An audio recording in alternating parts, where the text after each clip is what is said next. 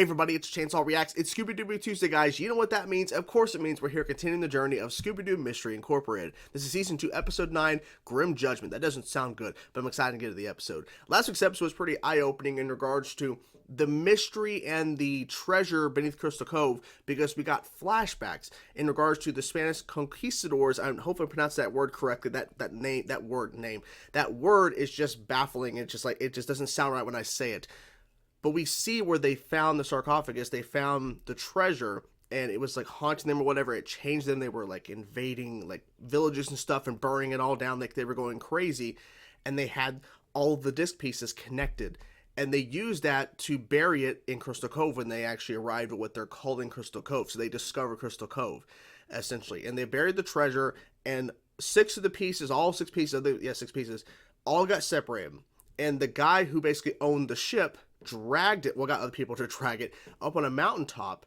And then at the end of the episode, after we see where it was actually Hot Dog Water, who was pretending to be the villain of the week, Dark Lilith or something, I think it was Dark Lilith, gave the piece of the disc to Velma and disappeared and was working for Mystery, but she just gave it up to Velma. And then we see this ghost that is saying some stuff. And some of you guys are saying, remember the thing he says? I have to go back and see Nairubu or something like that. So I need to go back and actually watch that scene again to see exactly what he just, what word he said. But I'm curious to see what the hell this all means in the big connection of things. I'm loving the overarching story because I want to know what's the treasure, what exactly is it, and what's the connection to all this? Because like, everyone's trying to go after the treasure, you know, for their own different, personal reasons or whatever. So this is some pretty intense shit. So let's get into the episode, guys. Grim Judgment. Let's go. Been through so much together. Monster attacks, physical and emotional trauma. Yeah. Kiss me. Kiss me. Let's do this. Let's do this now. For your misdeeds, What the fuck? you have been judged. It's been real weird. Yo, Thanksgiving guy, Judge. This. Ooh. Okay, whoever this is a giant individual. God, this guy is... You saved me. Let's say he's doing this great job running away. Oh, I'm just not ready to go on a date with you yet. Whoa. Date? Who said date? I didn't say date. Brenda, what's going on? Where's Dylan? Dylan did this Yeah, to Dylan ran himself, away. Brad, when he ran off and left me in danger. I can't believe I wasted my time on a boy like Dylan when I could have I been mean, with a they went man through a lot like though, Barry. the other guy and her. He lost Brenda and his car in the same night. Poor Yeah. Dylan. Poor Dylan. It's snack time. Skip snacks. You take that back now. You take that back. Did Oh. Someone- We whipped this up ourselves. We sure did, Brad. Oh. Since we don't have Okay. to work. This guy here is my employer, Mr. Sternum, a self-made trap designer. So they have a television show? Really? If Mrs. Rapping has been very kind to us. You said it, Brad. Makes sense why We Fred love loves to share our traps. good- I said, We can do it ourselves. of course. Ooh. Sorry. Smoothies deserve better. It's okay. I love you. They call us Lover's Lane, and they're of course they're there too. Like there's only people there. Why did you bring me on a stakeout? What about the music and the candles? Is that standard stakeout What? protocol? Maybe I will. Sharon. Okay, are they actually together and this has all been a thing leading up? Okay. Your first name isn't Sharon. Bad and stupid decisions that will wreck the rest of our lives over here with all that noise. Quiet, long hair. Holy shit, how did no one see him? Who shall be spared? You are a model of purity, plain, wholesome, and untempting. Come on, Your Honor. Let's go, Your Honor. Okay, something's up here. Okay, something's going on here. Yeah, that soccer guy's involved. Okay. So I saved Cheryl. You were jogging by with your soccer ball again? Fred's gonna crash the mystery machine, everyone's gonna die. They're going in that pool. Or no, they're not. Holy... There are some odd indentations in Hebediah Grimm's footprints. Nice catch, soccer Donna. cleats. No, Daphne. Where's the mayor? She went home, but Velma found... Save it. I'm off the clock. No, there's no way. No way. I'm about to say, was that Shaggy? At first I was like, what? Is that the kid's house? Oh my god. Okay. I'm confused. I really am confused. It's not him. I don't think so, at least. He's breaking his house. Why not? A drama club application. Check Oh, this out. oh, wait a minute. Program for the school play, The Scorning. We're investigating the mystery of Hebediah Grimm. You think He's I'm not. that He's not dope? questioning them in his Continue room. expanding my horizons. Mystery dopes think you're that Lover's Lane hammer wacko. Yeah, right. Yeah, right. But first, look out! Except you may go.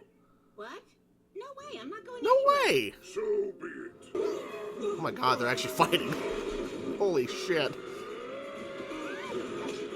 Yeah, I think the soccer players are somehow involved. All of them are. Yeah, I think they're all involved somehow. Thank you so much, See? Ethan. Yeah, it's not just that If one you kid. Sherlock knows, Like the school yearbook. Okay. Queen Hotness. Queen Hotness, what? Tells me this is our guy. speak fast. I'm doing a Speak one-line fast. production of. Well, then why'd you circle the girls who were attacked in I your think that's yearbook? planted. I've never seen that yearbook before. I signed it. It belongs to me. And he's knocked out. He can't tell him who signed it The or school whose drama club just texted yearbook it me is. back. Like we could lie low here until Grimm goes away. Oh my God. Prime rib, please. Of course. But we know the perfect trap for this situation. I bet if he uses the With trap they Pericles, suggest, they'll right, get him. Judy? That's right, Brad. They're helping them out. Surprising. I'll never Whoa. reach this level of trapsmanship. What is he doing? For the last time, I'm not ready to date you. Practice or not. That's not what he's meaning. No one makes me feel as safe as you do. Maybe we can go on a practice date. Oh. Don't judge me because I'm... Oh my God. Holy crap. He can't judge you now. No, but I can. Oh, there's two. Oh, the backup costume was taken too. Oh my God, again. Now that we know he's really... Gary? Ah, okay, that makes more sense. Gary's chat video was pre-recorded. I hacked your laptop and found the original recording. So judge that, you losers. Booyah! Who wants to Booyah. judge me now, huh? Why did you guys do it? Girls. Get chicks, yeah, Duh. get You girls. wanted to terrify. Wow, like Mayor Nettles. Oh my God, they're confirming they're together. That was fast. Why are you wearing his hat? Well, it's a disguise. Let's get out. Thanks for all your help. We just wanted to work on it closely with you, our son. Oh, who's watching them? If you missed the one line referencing that two costumes were taken in regards to Hebediah Grimm, this monster that was judging everybody or whatever, then you would have been like, what? Because I was like, oh, there's two of them? Oh, wait a minute. Of course, they reference that there's two costumes.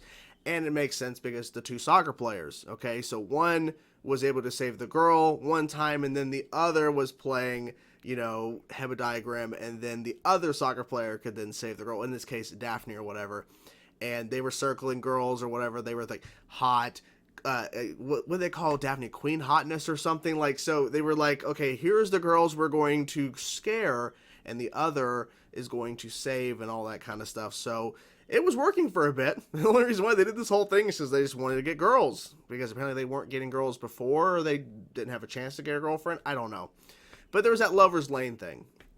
And so my question is, how did both of them able to get the same voice for Hebediah Grimm? That's my question. That kind of, you know, it's a big question to ask, but it's something that should have been addressed because they both were doing the same voice, right? They're both doing the Hebediah Grimm voice, but for some reason that was never addressed, how both of them could pull off the same voice, exactly verbatim, but whatever. How are they just, like, first of all, the costumes were so much bigger than they were, and they must have been really fucking strong. Now that guy, the skinnier one who ultimately was, you know, trying to get Daphne to, like, you know, be with him or whatever, and in his bedroom when Hebediah Grimm showed up, he was, you know, for hours outside banging on drums and everything, so maybe he is strong enough to wield that giant hammer to destroy shit. Obviously that wasn't him destroying his own room, but, like, he was in the opening of the episode destroying cars and shit with the hammer. How did he have the strength to do that exactly? I don't know. And I'm hoping these kids get charged with all the cars they destroyed, right? And on top of all this mystery stuff, we had two interesting things kind of developing in the background. One that was funny, one that I think is pretty telling in regards to their true motives. One, the funny thing is that the sheriff and the mayor are together secretly. Well, not secretly, like they're making it pretty obvious now at the end of the episode with them like sneaking around and everything. She's wearing his hat, but that's pretty funny that they're together. But like that stakeout scene or whatever, where they were like there on Lover's Lane, they have music playing in the police car, and it's pretty clear what's going on. But yeah, they're trying to play it up as like it's work. But and then he left as soon as that she went home. Like sheriff's like, okay, I'm out of here. But the other thing that was kind of brewing in the background that kind of got into the forefront of the final act of the episode was Fred's parents, who showed up because showed up at the house because Shaggy and Scooby were asking where are the snacks. Fred forgot to get snacks. Scooby was really upset. Like, don't you jam down snacks. We can't skip snacks. And then here they come with all the stuff they made. Right? They probably didn't make it, but it's all a ruse, all a ploy to get in Fred's good graces. That's exactly what they're doing. It's pretty clear, based off what we've seen so far from them, where they haven't really connected with Fred until now, right? After they get into the disc piece. And they show up sometime later after everything went down, but then, of course, they're confronted. In the ending of the episode, we see Angel Cassidy watching them, hugging Fred, observing, because she's the one who confronted them when they're looking at maps and shit and saying, you should be here for Fred, you shouldn't be here obsessing over that treasure. It's like, okay, we've been nice, but still get out of our way. We've been nice for old time's sake, but don't push it. Well, it's like, it's clear their motives are not for Fred, for being in Crystal Cove. Their motives are the treasure. It's not Fred at all, which is really unfortunate. So then they're feeding Shaggy and Scooby like prime example meat, like duck, chicken, and what at least a sirloin or prime rib or something. I forget what Shaggy referenced, but they were there cutting up meat for them. And then they finally, because when they first were bringing out the snacks, they were trying to, say, hey, since we own this trap company, you can use this kind of trap to stop the guys, the bad guy or whatever, before they realized there was two. But, of course, Fred, didn't want their help. But then, of course, the end of the episode, they actually used this over-the-top trap, which Fred has used over-the-top traps in the past, so it's not, like, so crazy to where, like, this has never happened on the show before. But the over-the-top trap to capture both Hebediah Grimm, and it was so intricate and everything, and then that they're trying to use this as a bonding moment with Fred, right? They're trying to use this as a way to get to Fred, and I think it's because they're going to try to get to the disc pieces that they have, because they have a couple of disc pieces, so that's what they're doing. It's really unfortunate. I'm hoping Velma can figure this out, because Velma's the one who's, and it makes sense when that one guy's beating on, like, cans and shit in his backyard, and Fred's still watching hours later through his binoculars. Daphne's on her computer. We don't know what she's doing, but when we got to like the flashback kind of thing or whatever, when they're kind of piecing all the clues together, she's the one who was able to figure out that video message he had pulled up of the other soccer player, that it was pre-recorded. So like that's why she was on her computer. Like, what is she doing on her computer? Now we know. That's what she was doing. So they figured it out. And of course, they were trying to pin it on that one actor, I guess, who portrayed Hebediah Grimm, or the monster or whatever, in that play that they did at school, the Scorning or whatever it was called. But he's like, that's not my yearbook, and I know exactly whose yearbook that is. And of course, it gets knocked out by the hammer. It's like Hebediah Grimm is like everywhere, because there's both of them. There's two of them, so they have more, they have more of an incentive to, go around or whatever, because it's not just one individual trying to keep up the persona of Hebediah Grimm, it's both of them. And I like how neither of them wanted, like, Velma. Like, Velma can go away. Because they didn't want Velma to fall for them, or fall for the other individual that was going to be saving the day. They didn't want Velma involved. Like, okay. It's pretty stupid. Anything else that really happened in this episode that was interesting?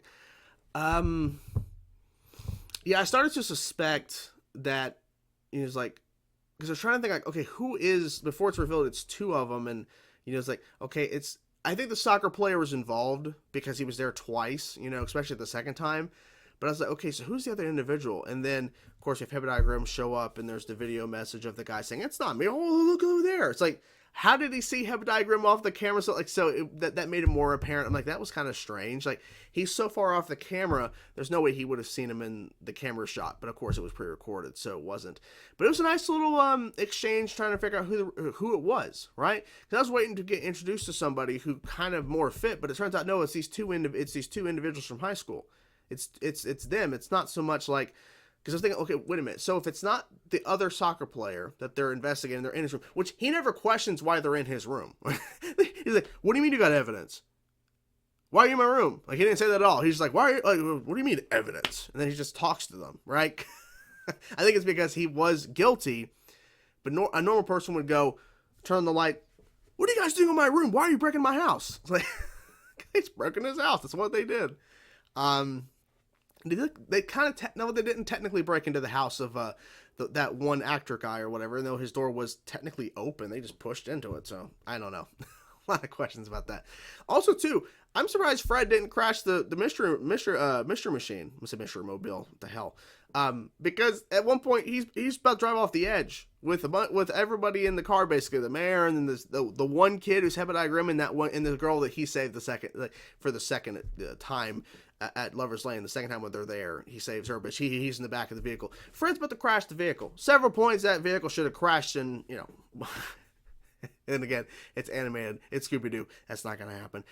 At one point, they did show the mystery machine blowing up, and it actually exploded, but it was a fake and everything. So, it's all a ploy. All a ploy. But, yeah, overall, this is a fun episode, for sure. There wasn't more information in terms of the overarching mystery, which I wish there would have, but at the same time, we do get more of Fred's parents that are trying to infiltrate Fred's life, and then, of course, showing the ending there with Cassidy spying on them. I don't think she's spying on the Mystery Incorporated. Like, she's not spying on the kids. She's more spying on Fred's parents because she doesn't trust them. Not one bit. And the thing is, too, Professor Pericles and Mystery are teaming up and are against her, too. So it's like, she's on her own.